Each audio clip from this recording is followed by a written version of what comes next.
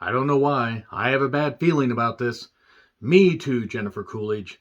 Me too.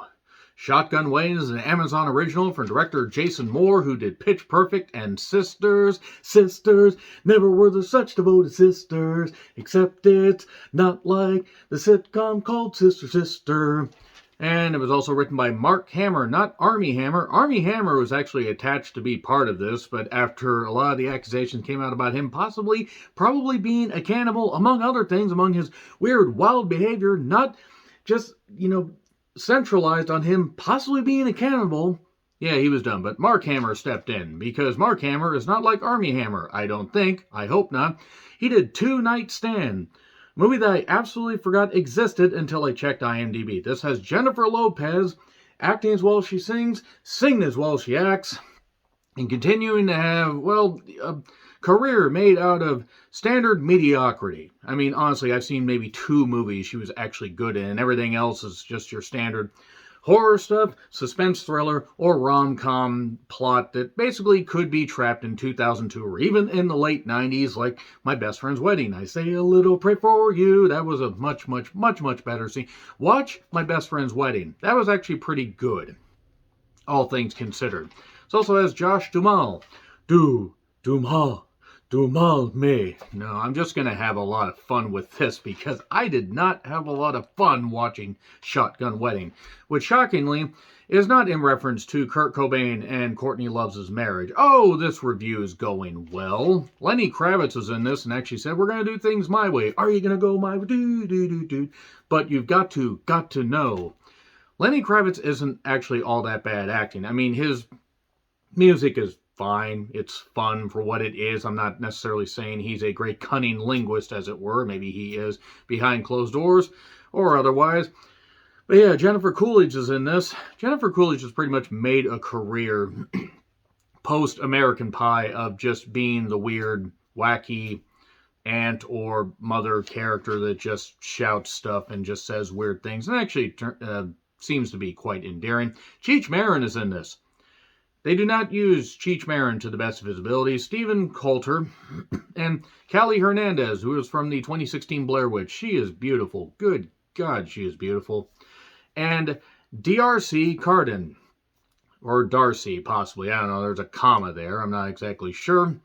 And Jennifer Lopez plays Darcy. Not to be confused with the Pride and Prejudice character. Yes, I know what Pride and Prejudice is because I have been around women at least a few times in my life. And when you have when you come from a long, or an extended family that likes to watch British dramas, you're going to know what the fuck Pride and Prejudice is. So a couple, they have to basically, set aside their differences when pirates invade and take everybody at their wedding hostage. And there you go. That's pretty much about it. And from there, we have a formulaic plot that really doesn't have a lot of good humor to it. Not a lot of ice cream, not a lot of good humor. In fact, it's all contrived humor, contrived plot, plot twists, a contrived plot, contrived bullshit, contrived action, contrived. I hated this. I absolutely hated this movie. This movie is one of the worst things of the year, and we are not even out of January yet. I didn't expect much from this, but it's basically like if The Lost City didn't actually hit all the right notes as far as Sandra Bullock and Channing Tatum having tremendous chemistry, Brad Pitt being in there, and just a lot of fun.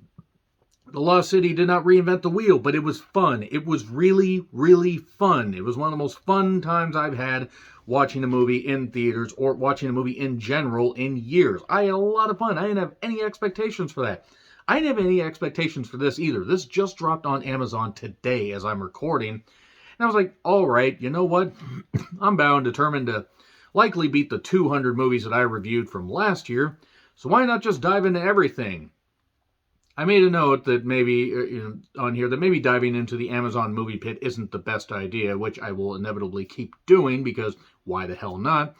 And again, I've been surprised by movies before, but man, the comedy is just so freaking bland. The jokes land with a resounding thud. The action is just not good. Jennifer Lopez is not good. She's not that funny. Josh Duhamel, Duhamel. I'm not actually sure how to pronounce it.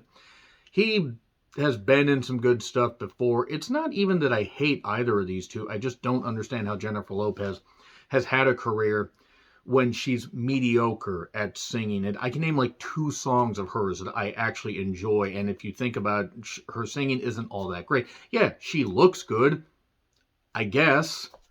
I don't know. I mean, if that's your preference, that's fine. But she's not somebody that I particularly care for. But yeah, Lenny Kravitz in here as Darcy's ex. And we get some funny stuff like with, Darcy's parents being divorced. Tom, the Piper son, stole a pig and away he went. Josh's character. His parents, Jennifer Coolidge and Steve Coulter, they have their own marriage. Other people hook up off camera. We get all this other weird stuff, and then the pirates invade, and then they have to find a way to come together after it seemed like the wedding might possibly be off and all this stuff, and they have to figure out why they loved each other in the first place. This could have worked.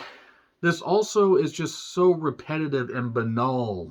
And the fact that Jennifer Lopez is like, oh, I'm going to shout my lines, or oh, I'm going to do this, or I'm just going to talk through all this stuff. See, it worked for Sandra Bullock. Because Sandra Bullock's actually an award-winning actress that actually can act. I don't think Sandra Bullock can sing, but she can act. This is really bad. Really bad. A lot of bad examples. There's one line that made me laugh. It was an exchange between Jennifer Lopez's character and Josh's character. Your cousin Amy asked where she could plug in her vibrator or charge her vibrator. He says, oh, cousin Amy came? She will soon. I admit that made me laugh because I'm immature. But one, good exchange does not a good movie make. Bad comedy, bad action, and just repetitive stuff. And sure, maybe it's not taking itself all that seriously, but unfortunately this movie had funding behind it enough to get Jennifer goddamn Lopez in there. And it ends up being really, really bland and banal and shit. And you don't even care about the villains. You don't care what happens. Yeah, it's supposed to be about this couple coming together and, reuniting and rekindling their love and all that, and putting aside their differences. But from the first exchange of them arguing, but then taking down one of the people and then doing it again and again, it just gets to where, okay, what else do you have? Oh, you don't have anything else, movie. And the twist ends up just being not shocking at all. So I am going to get into spoilers. I'll just say that. It is on Amazon. If you have an Amazon Prime account, it's free. You'll still feel like they should owe you money for it because it is really, really bad. It's not the worst thing I've seen this year, but it will very likely be on my worst films of the year list. So, let's get into spoilers. 3, 2, 1, and spoilers. It's Lenny Kravitz. Lenny Kravitz decided to be the jilted ex and extort money from Cheech Marin, who is Jennifer Lopez's father. And he decided to get the pirates there because the pirates spoke a particular language from a time when Lenny Kravitz and Jennifer Lopez were together, and they spoke Bollywood singers. And also Cheech Marin's new wife or girlfriend or fuck buddy, I don't really know. I don't really want to imagine that at this point, is also in on it. Why? Because why not? And if we get grenade comedy, how do you know so much about grenades? Video games? Ha ha ha ha ha ha ha ha. And yeah, there's not really much to this. Let's just spoil the rest of this movie. Not that there is anything.